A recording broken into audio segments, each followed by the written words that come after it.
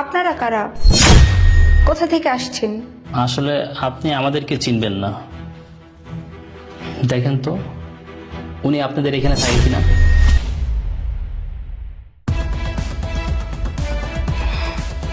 হ্যাঁ, উনি তো আমার বাবা।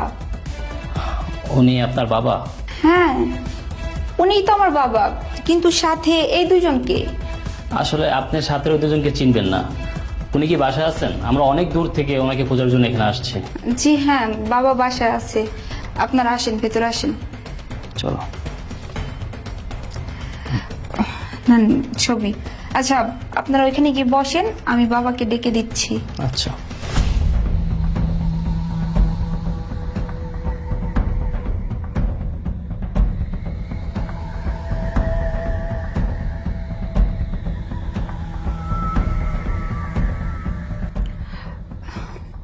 বাবা তুমি এইখানে? দুইজন মানুষ আসছে তোমার ছবি নিয়ে, বলতেছে তোমাকে নাকি প্রয়োজন। দুইজন মানুষ হয়েছে আমার ছবি নিয়ে আমার খুঁজতেছে? হ্যাঁ, আমি ড্রয়িং রুমে বসায় রাখছি। দুইজন মানুষ হয়েছে আমার ছবি নিয়ে খুঁজতে আইছে। আচ্ছা ঠিক আছে, তুমি বসো, আমি দেখতেছি কি আইছে।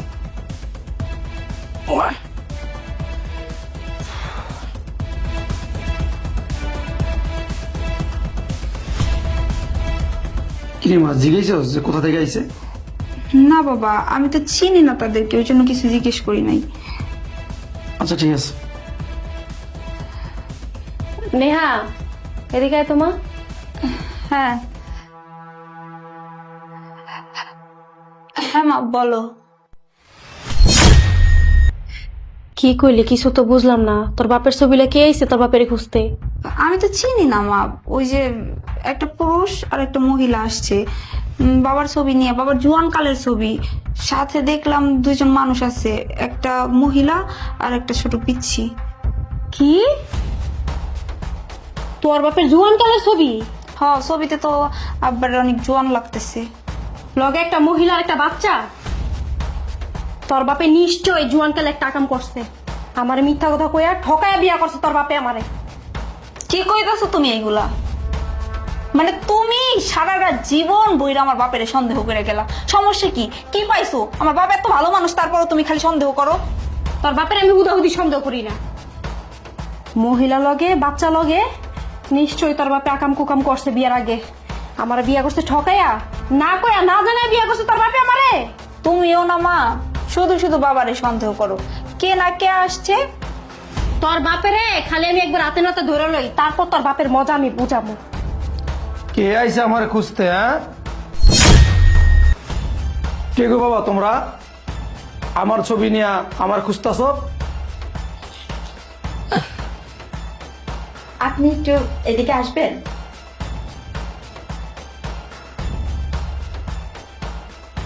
হ্যাঁ বাবা বলো, তোমরা কোথা থেকে আইছো আর আমারে খুঁজতেছ আমার ছবি নিয়ে? দেখুন তো এটা আপনি কি না?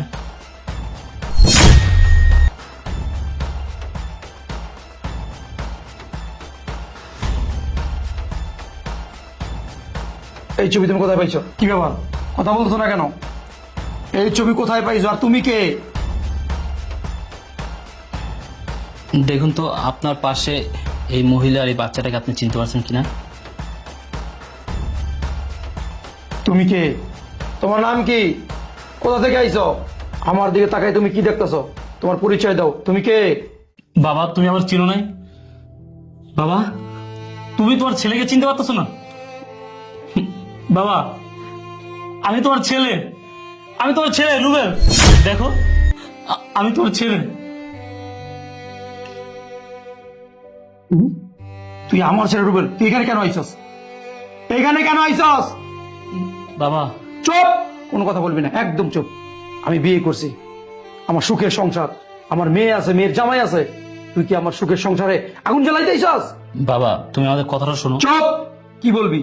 কি বলবি তুই বল। এত বছর পরে কেন তুই আইছস? কেন তুই আইছস? আমি যখন তোর মায়ের তালাক দিয়ে দিছিলাম, টাকা পয়সা ভরণ পোষণ সব কিছু দিয়া আমি তালাক দিছিলাম, এখন কেন আইছস? বাবা, আমাদের কথাটা শুনেন। তুমি চুপ থাকো। এই মেয়েকে বাবা, ও আমার বউ। ও বুঝতে পারছি, বউলে আইসস আমার সম্পত্তির ভাগ নেওয়ার জন্য না, টাকা পয়সার জন্য। বাবা, আমার কথাটা তো শোনো। কি কথা শুনবো, কি কথা শুনবো? তোদেরকে দেখে তো বোঝা যায় কত অভাবে আছিস তোরা। শোন, আমি টাকা পয়সা কোনো কিছু দিতে পারবো না, আমার পাশে দেখক্ষণ বের হয়ে যা। তোমার উপর আমার আগে থেকে সন্দেহ আসছিল, আমার আগেই মনে হইতাছিল তুমি আমারে বিয়ে করার আগে কোনো না কোনো আকাম ঠিকই করছো। আর আমার সন্দেহ আজকে সত্যিই হইলো, তুমি আমারে বিয়ে করার আগে আরেকটা বিয়ে করছিলা, আর এই ঘরে তোমার এত বড় একটা পোলাও আছে। দেখো, তুমি বোঝার চেষ্টা করো। কি বুঝবো আমি?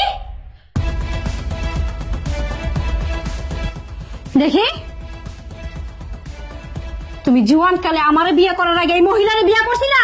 হ্যাঁ, একটা বাচ্চা সহ এই মহিলারে ডিভোর্স দিয়া তারপরে আমারে বিয়ে করছো। এত বড় বেইমানি করছো তুমি আমার সাথে, মিথ্যা কথা বলছো, মিথ্যা কথা কইয়া তুমি আমারে বিয়ে করছো। বাটপার কোথাকার! আর এখন তোমার আগের ঘরে পোলায়া হাজির হইছে না? কই আমার মাইয়া, কই মেয়ের জামাই, কই নেহা? এদিকে আয়, বরণ ডালা লই আয়, তোমার আগের ঘর পোলায়া বরণ করে ঘরে উড়াই। তার মানে আপনি আমার মা? এই, কে তোর মারে? তোর মতো একটা ছোট লোক গরিব আমার ছেলে হইতে পারে না। আমার একটা মেয়ে আছে, মেয়ের জামাই আছে। তোমার আমি বলতাছি, আকাম যা করছো আগে করছো, এখন আমার মেয়ে আছে, মেয়ের জামাই আছে। মেয়ের জামাই এসব জানা লাগে, এদেরকে বাসা থেকে বের করো। আইসিলি তোমার সুখের সঙ্গে আগুন জ্বালাইতে, আগুন জ্বালাইছস না? অনখারজ গিলি গা, রাস্তা গিলি গা। আর শুনা যা, আমার সম্পত্তি কানা করি আমি তোরে দিব না।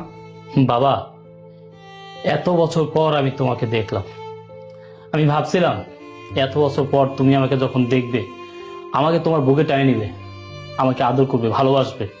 কিন্তু না, তুমি আমার সাথে কুকুর মতো ব্যবহার করতেছো, দূর দূর করে তাড়িয়ে দিচ্ছ। বাবা, বাবা, আমি এখানে তোমার সম্পত্তির জন্য আসিনি, আমি তোমাকে দেখতে আসছি। বাবা, সম্পত্তির জন্য আসো না, তো কি জন্য আসছো? হ্যাঁ, দেখা তো মনে হইতাছে ঠিক মতো 3 বেলা খাইতেও পারো না, কামলা দিয়া খাও, রোগে পুরা চামড়া কালো হয়ে গেছে গা। তোমার আমি বইলা দিতাছি সাফ সাফ কইরা, তোমার এই পাপের খাসারত কিন্তু আমরা দিতে পারবো না। আমার মাইয়া জামাইয়ের ভবিষ্যৎ আছে, তোমার এই আত্মাপুলারে সম্পত্তির কানা করিও তুমি দিতে পারবা না। আরে কারে সম্পত্তি দিব? ওই আমার পোলা তো শিকারি করি না। এই না, এই ছবিটা আমার দেখতে।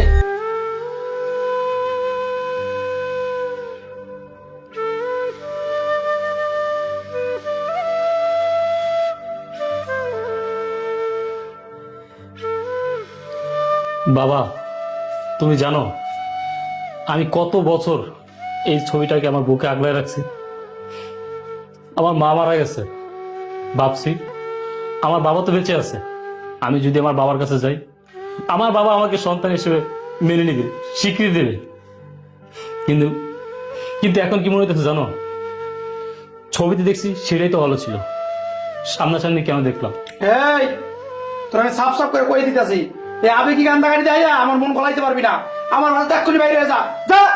আপনার ছেলে এত বছর পরে আপনার সাথে দেখা করতে এসেছে, আর আপনি তার সাথে এরকম কুকুরের মতো আচরণ করে বাসা থেকে বের করে দিচ্ছেন। আপনি কি ভেবেছেন আমরা গরিব, খেতে পারি না, আপনাদের কাছে সাহায্যের জন্য এসেছি, আপনার এই সম্পত্তির জন্য এসেছি? না, এটা আপনার ভুল ধারণা। শোনেন, ও কোনো ভিখারিও না আর কামলাও না, আর আমরা না খেয়েও থাকি না, আমাদের গাড়ি বাড়ি টাকা পয়সা সবকিছুই আছে। তোমাদের যে কি কি আছে ওটা তোমাদের পোশাক আশাক দেখলেই বোঝা যায়। তোর যদি টাকা পয়সা গাড়ি বাড়ি সবকিছু থাকে, তোর এই অবস্থা কি লিগা?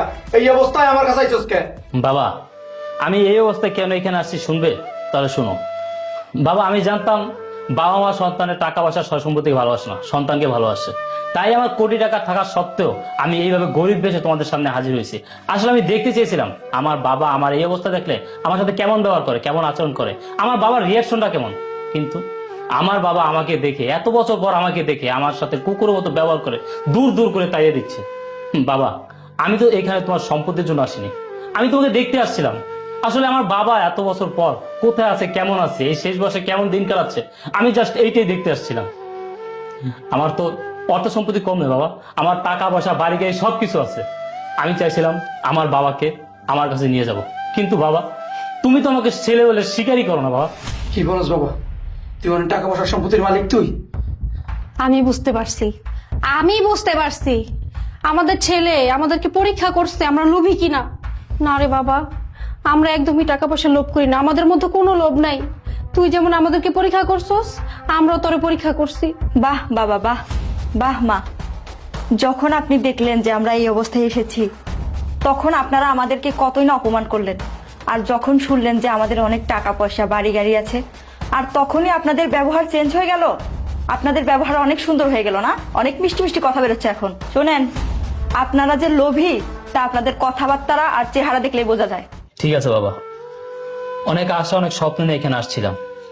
ভাবছিলাম আমার বাবা আমাকে দেখলে অনেক খুশি হবে, আমাকে বুকে টেনে নিয়ে অনেক আদর করবে, ভালোবাসবে, আমি আমার মা মরার দুঃখটা ভুলে যাব। কিন্তু না, সবার কপালে তো আর বাবার আদর জুটে না, ভালোবাসা জুটে না। এইখানে আসলাম, ভাবছিলাম আমার বোন পাইছি, আমার মা পাইছি, তারা আমার ভালোবাসবে। কিন্তু না, তারা তো সৎ, তারাও আমার ভালোবাসে না। তারা আমার ভালোবাসবে কিভাবে? যেই বাবা আমার জন্ম দিচ্ছে সেই বাবাই আমার স্বীকার করে না, আর তারা। ঠিক আছে বাবা, আমি চলে যেতেছি, আর কোনোদিন আসবো না। চলো। চলো।